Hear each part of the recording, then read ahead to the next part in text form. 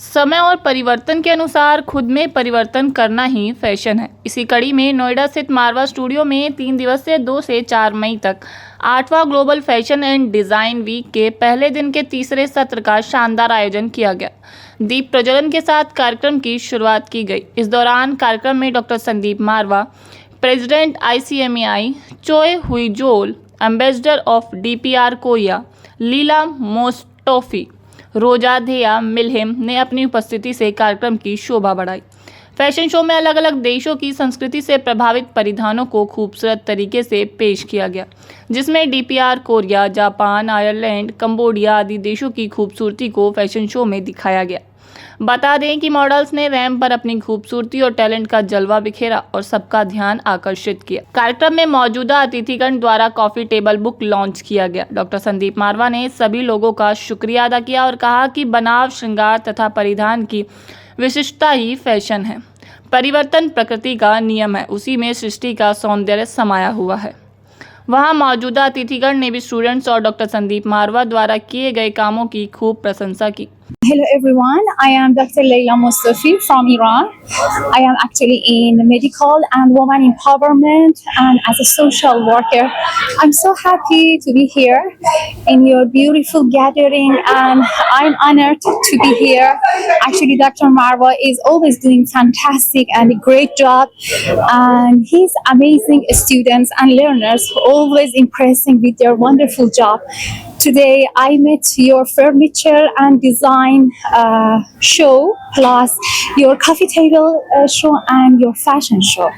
It was enormous, beautiful and gorgeous. And thank you so much that you're considering even my country as one of the architecture I saw in your architecture and designing area. Wish you the best. You have a great future. Well done and you rise and shine. बहुत ही खूबसूरत, बहुत ही ज़बरदस्त fashion show और fashion show से पहले 100 से भी ज़्यादा फर्नीचर जो अलग अलग मुल्कों के म्यूज़िकल इंस्ट्रूमेंट्स के ऊपर इंस्पिरेशन लेकर तैयार किए गए हैं और बहुत सारे जो हैं वहाँ के आर्ट और कल्चर से इंस्पायर होकर फर्नीचर को बनाया गया है। ऐसा शायद मुझे लगता है कि कहीं पे भी मैंने नहीं देखा। और जो सुबह से अब तक के लिए इन तमाम इवेंट्स के लिए जो एम्बेसडर्स और हाई कमिश्नर्स और डिप्लोमेट्स यहाँ आए, जिन्होंने अपने मुल्कों के इन फर्नीचर पीसेस को और अपने मुल्क के ड्रेसेस को जब देखा रैंप के ऊपर तो वो प्रफुल्लित हो उठे।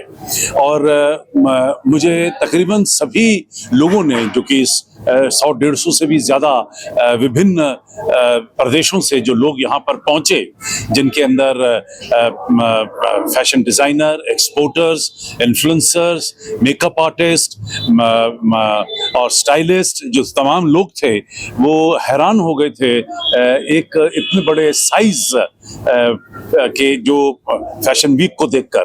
क्योंकि जो सिर्फ फैशन वीक है वो सिर्फ रैंप शो होते हैं और कुछ नहीं होता है, लेकिन उसके साथ साथ जब इतना कुछ ज़्यादा क्रिएटिविटी में दिखाया जा रहा है तो मुझे लगता है कि लोगों का हताश होना, खुश होना ज़रूरी था।